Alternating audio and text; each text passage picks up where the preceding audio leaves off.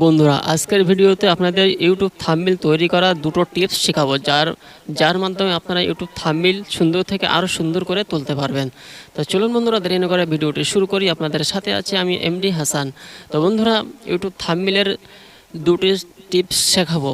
তার মধ্যে ইউটিউব থাম্বনেলের অক্ষরের পেছনে যে বর্ডার বা ছায়া থাকে, ওটা কীভাবে লাগাবেন, আর যে কোনো অক্ষরকে কীভাবে লক করবেন, চলুন আমরা আজকে শিখে নেই। তো বন্ধুরা, প্রথমে আমরা চলে যাব পিক্সেল ল্যাব। যারা ইউটিউবে কাজ করেন, পিক্সেল ল্যাব অ্যাপটি কি আর নতুন করে বলতে হবে না। তো পিক্সেল ল্যাবটা ওপেন করার সাথে সাথে এরকম চলে আসবে। তো আমরা এটি কেটে দেবো। তো এখানে আপনারা যে কোনো একটি কালার নিতে পারেন, সাদা, কালো, যেটা আপনার চয়েসে লাগবে। তো আমরা এটা নিউ টেক্সট কেটে দেবো, ডিলেট। এছাড়া আপনি প্লাস আইকনে টাচ করে এখান থেকে এই বর্ডারটি আপনি এখান থেকে তৈরি করতে পারেন। এই যে এরকমভাবে তৈরি করতে পারেন, ঠিক আছে, এরকমভাবে তৈরি করতে পারেন। তো এর জন্য আমি নিচে আসবো, এসে যে কোনো কালার নিতে পারেন, আপনি যে কোনো বর্ডার এখানে তৈরি করতে পারবেন, ঠিক আছে বন্ধুরা। তা আমি এখানে মনে করুন এই বর্ডারটা আমি এখানে রেখে দিলাম। তৈরি যখন করে ফেললাম, রেখে দিলাম, টিকমার করে দিলাম। তারপর আমি এখানে কিছু লিখবো। লেখার জন্য প্লাস আইকনে টাচ করব, তারপরে টেক্সট, পেন্সিল আইকনে, আবার পেন্সিল আইকনে, নিউ টেক্সট কেটে দেব। তো আমি ওখানে, বন্ধুরা, আমি এখানে এক্সাম্পল স্বরূপ আমি এখানে লিখব ইউটিউব।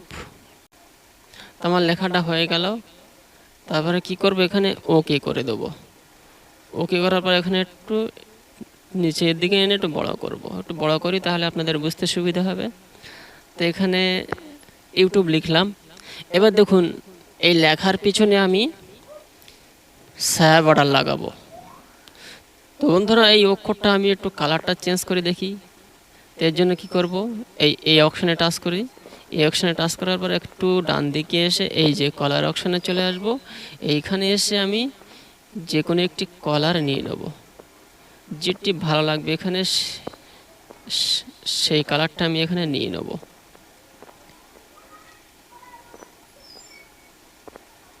তো বন্ধুরা, এখানে সোনালি কালার, গোল্ডেন কালার, এটাই ভালো লাগছে। তো এটি আমি রেখে টিকমার করে দিলাম। টিকমার করার পরে আবার অক্ষরে টাচ করব। লেখার উপর টাচ করার পরে এখানে এই অপশানে এসে এখানে ডান দিকে আসব।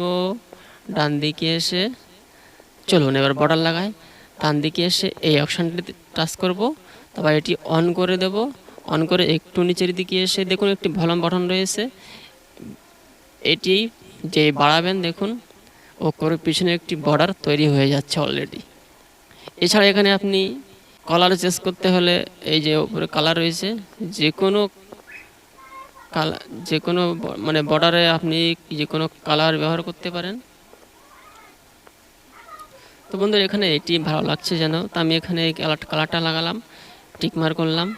তা আমি যেভাবে করছি আপনারা সেইভাবে ফলো করবেন, তাহলে আপনার বুঝতে সুবিধা হবে। তো এখানে করে পিছনে বর্ডার লাগানো হয়ে গেল। এবার আসুন একটি ছায়া বর্ডার লাগাই। এর জন্য আমরা আবার একই কায়দায় পেন্সিল আইকনে টাচ করব, নিউ টেক্সট কেটে দেবো। দিয়ে এখানে ধরো লিখলাম এইচডি। তো বড় হাতের লিখি এইচডি লিখলাম, ফুল এইচডি। ওকে করব। এবার ঠিক আছে, মানে আঙুলের মাথায় আসছে না, মাত্র দুটি লেখা। তো এটা আমি একটু টেনে বড় করলাম। টেনে বড় করে এখানে আমি এবার ছায়া বর্ডার লাগাবো, ঠিক আছে। এর জন্য কী করবো, একটু বাঁ দিকে আসবো,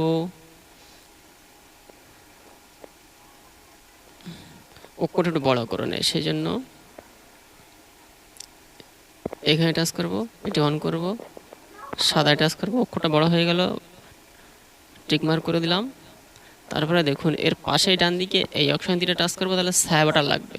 তারপর এটি অন করে নেব, নিয়ে নিচেই দিকে এসে এই দেখুন এখানে ভলিউম রয়েছে, একটু বাড়িয়ে দেবো, আরও নিচে আসবে, এটি অন করে দেবো। দেখুন ছায়া বর্ডার। দেখুন বর্ডারের চেয়ে অক্ষরের পিছনে বর্ডার যেমন সুন্দর লাগে, তার চেয়ে আরও ভালো লাগে যদি অক্ষরের পিছনে ছায়া বর্ডার লাগানো হয়। তো বন্ধুরা, দেখুন কত সুন্দর লাগছে অক্ষরটা। এর কালার যদি চেঞ্জ করতে চান, তাহলে এখানে দেখুন অনেকগুলো কালার রয়েছে, যে কোনো কালার আপনি চেঞ্জ করতে পারেন এখানে। দেখুন বন্ধুরা, যে কোনো কালার, তো এখানে কালোটাই ভালো লাগছে, টিক মার্ক করে দিলাম। তো ছায়া বর্ডার লাগানো হয়ে গেল। এবার আপনাদের একটা ইম্পর্টেন্ট জিনিস আমি শিখাই দিচ্ছি। বন্ধুরা, আমরা যখন একটু থাম্বনেল বানাতে যাই তখন কিন্তু এরকম অক্ষরগুলো এরকম হয়ে যায়, এরকম টেরে বেঁকে যায়, অনেক সময় এরকম হয়ে যায়। এর জন্য আমাদের অনেক অসুবিধা হয় থাম্বনেল বানাতে। সেই জন্য আমরা কি করব, প্রথমে অক্ষরের একদম পিছনে যে বর্ডারটা মানে ব্যানার, এটিকে লক করব। সেই জন্য আমরা এই বর্ডারে টাচ করে এইখানে টাচ করব। এই যে এই ব্যানারটা আমরা লক করে দেব। দেখুন বন্ধুরা, লক করার আগে কিন্তু এটা রোটেট হচ্ছে, ঠিক আছে। এবার আসলে লক করি এটা। এই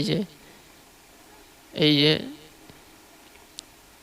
ব্যানারের ঠিক ডান দিকটায় দেখুন, এখানে এই একটি তালা অপশন রয়েছে, এই লক বাটনে টাচ করে দেবো।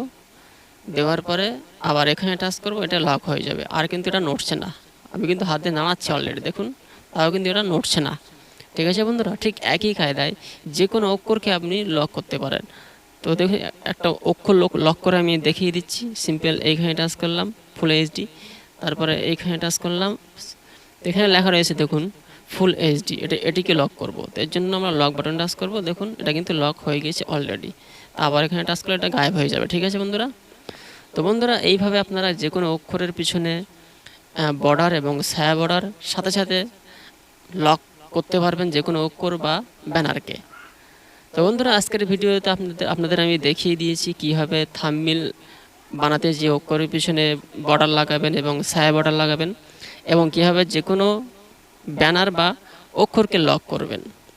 তো আশা করছি বিষয়টি আপনারা বুঝতে পেরেছেন। ভিডিওটি ভালো লাগলে একটি লাইক করবেন, চ্যানেলে নতুন হলে চ্যানেলটি সাবস্ক্রাইব করবেন। আর এতক্ষণ আমাদের সাথে আপনার মূল্যবান সময় দেওয়ার জন্য ধন্যবাদ। সকলে ভালো থাকুন, সুস্থ থাকুন, আল্লাহ হাফিজ।